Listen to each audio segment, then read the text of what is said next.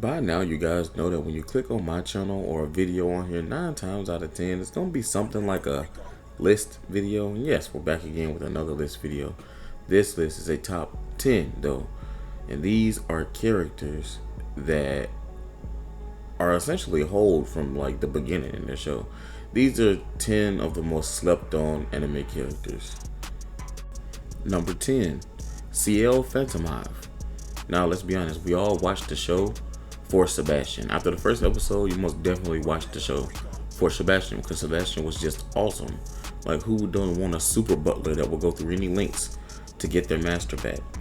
But Ciel, though shunned to the I guess second place role in his own show, he's really a smart and calculated brat. Like he's a rich kid who's actually thinking ahead of like most adults that come through. And with the help of Sebastian, he really could climb any heights that he need to. Like, think about it. He put different people into position, maneuvered around different people throughout the show, even though he almost got clapped a couple of times. Thanks to Sebastian, he was saved. He still like had the potential to be, even without Sebastian, I think he could have survived on his own, just being as manipulative as he was. Number 9, Mei from Avatar The Last Airbender. Now, when we say anime, I know a lot of y'all like to pretend that Avatar is not an anime, but listen here, on this channel, it's going to be an anime. So, yeah, we're going with that. And Mei is a member of Azula's group. Now, Azula is very authoritarian, and she loves to just control everything around her. You must do what Azula says, she gonna flame your ass. And her two group members they listened. They did everything that she told them to do until she realized that her love for Zuko was more than her fear for Azula. So she did what she had to do and rebelled against Azula. And they fought a little bit, scrapped a little bit, and she ended up coming out on Zuko's side and becoming one of the good guys. Mei is really underrated because she really stood up to Azula. Not a lot of people in the show can tell you that they did that. And Ty Lee, the one that's doing the hand-to-hand combat, she was conflicted because these are like sisters to her. She didn't know what to do. But out of everybody's favorite, come on now, if you list your favorite members of that group, who really choosing Mei? You got Azula, Ty Lee, and Mei. Who's really choosing Mei? Number 8, Lucy Heartfilia from Fairy Tail.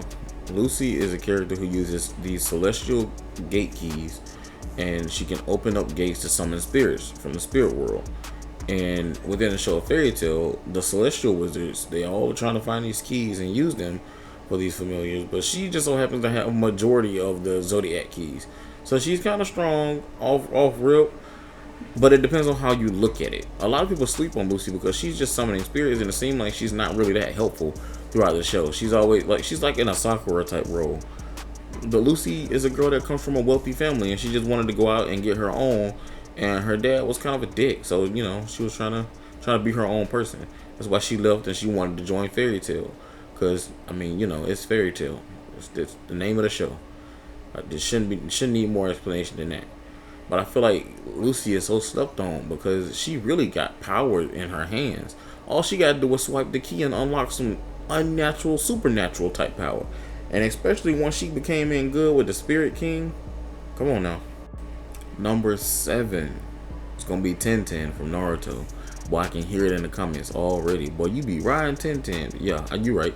I do. I feel like Tenten has a lot of potential, and everybody sleeps on Tenten. But she's a really good and practical ninja. Literally, she's always helpful. She's always helpful whenever she's on screen, which is not much. She's helpful. So she's pitching some type of idea. Her methods are not the most spectacular. Like, she's not using these grand jutsus with fire and water and all that good shit. She's not using all this type of ninja magic that everybody else uses. She either throwing hands or she throwing weapons. And I guess that's why people sleep on Tenten, because it seems like she can't do anything powerful with that. But when she pulls out those are they fans? I don't remember. It's been a long time since I've seen them. When she pulls out those fans, and like start throwing tornadoes made of fire and wind and shit like that, like it's real different. Then it hits different, and people realize that she's not as weak as they might make her out to be. And number 6, Toka from Tokyo Ghoul. let's be real honest. It's a lot of different ghouls in the show that overshadow Toka by a large margin. We really don't get to see a lot of what she could actually do. We'll get to see a lot of what her brother could do. And if her powers are anything akin to his, you know, they both were like, what can you call it? Different size of a wing. Like they both had different wings of like one bird or some shit like that. However their Kagane worked. Either way, Toka slept on. Like Toka really could have like been more of a powerful force within the show. I guess if she was actually eating like out hunting and eating people the way that her brother was, or if she was as ruthless as her brother was, then she probably would have got more, I guess, more credit for being a strong, powerful ghoul. Number 5, Momo Yaoyorozu from My Hero Academia. Out of everyone in Class 1A, her powers are the most unconventional, to me at least. I feel like, well, other than Minetta's, but we're not going to talk about that. Her power is unconventional because she has to remember how to make things, like all the way from scratch. And some circumstances, she's not going to know what to make or have something useful in her knowledge banks in her mind that's going to be able to help her out in that situation. But I feel like she slept on because she also has the potential to just be great at memorizing things. Like she already knows how to make a plethora of stuff we see throughout the show. And she's been helpful on multiple occasions. So given that fact, that trait, then she might actually be one of the most powerful people in the world, because she can make anything. One of the most powerful and rich people. Because I mean, imagine learning how to make money. That's crazy. She's her own printing press. It's insane. Number 4 is Avatar Korra from The Legend of Korra. Yeah, I know, another Avatar character, but they're 2 different shows. To fight me about it. And I'm calling this one an anime too. I'm sick of y'all. No, actually, if you want to debate it, just drop down in the comments. We'll talk about it. But Avatar Korra is on this list because she slept on, because everybody keeps comparing her to Aang. But what they don't realize is she had to deal with way more shit than Aang did. She had to deal with a whole terrorist faction after her. Aang kind of had to deal with a whole nation after him. But they were not as powerful as these. I'm telling you, if you put the Fire Navy against these 4 motherfuckers that was in the Red Lotus, there's no way that the Fire Navy is coming out winning that. Fire Lord Ozai could never against these people. You got lava benders, you got the bitch that ain't even got arms but using water as arms. I'm talking about you got Zahir, who just got airbending and already mastered it. Like he can fly. He's flying. That's a master level skill. He's doing that. And she had to fight all of them and end up coming out on top. She almost lost her life in the process, but ended up coming out on top.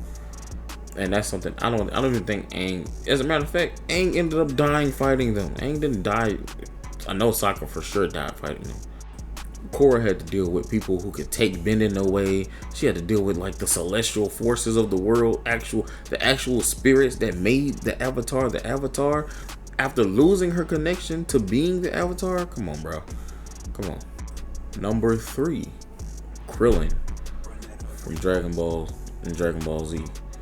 Now, we know Krillin grew up with Goku. He trained alongside Goku their whole lives. Krillin is not weak by any means necessary. He just seems weak because he's always complaining about the fights that he's in. But he's not Yamcha level. Krillin is literally top tier human. He's the strongest human.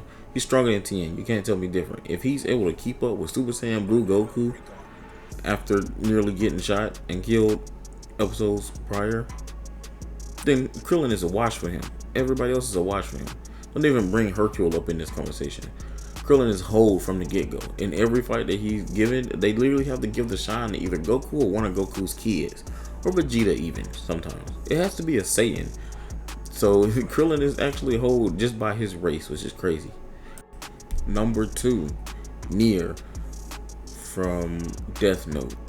A lot of y'all slept on Nier because he wasn't L. When L got replaced by Nier because L lost against Light, then everybody else almost flipped his shit because he's not L. And him not being L is what caused y'all to sleep on him. Nier is just as smart, come from the same academy that L did, and actually got the job done and figured out who Kira was. Even though L knew the whole time, he figured out who Kira was and had proof of it, and ended up putting Light in a situation where he had to reveal himself. He didn't have to. Light goofed up, and Nier basically outplayed this man. In a game of chess, Nier ended up winning. He picked up the pieces where L left off and ended up winning. And Light couldn't handle it. Number 1, Subaru Natsuki. Natsuki? Natsuki? However the hell you say his last name. Subaru from ReZero. Subaru is literally, there's no anime character in the history of anime that has been through more trauma than Subaru has. Imagine being isekai into another world where you die over and over and over and over and over and over again, and your save point keeps getting reset and you don't know when or how it's doing it. And then also imagine feeling the pain from every single time you've died, and each time is more excruciating than the last, to the point where you become so numb to it that you damn near lost your mind. That's just a fraction of what Subaru has to go through. And there's a lot of different outstanding characters in the show, and that's probably why Subaru is pushed to the back, even though he's the main character. But give my boy a break, cause the show don't. Got the moments where I'm moody. Y'all was judging me like Judy. Base my story off like Rudy's. Push your statement off like cooties. Talking about a rapping god. I hear the beats and hear a beauty. That's a plot, now here's a twist.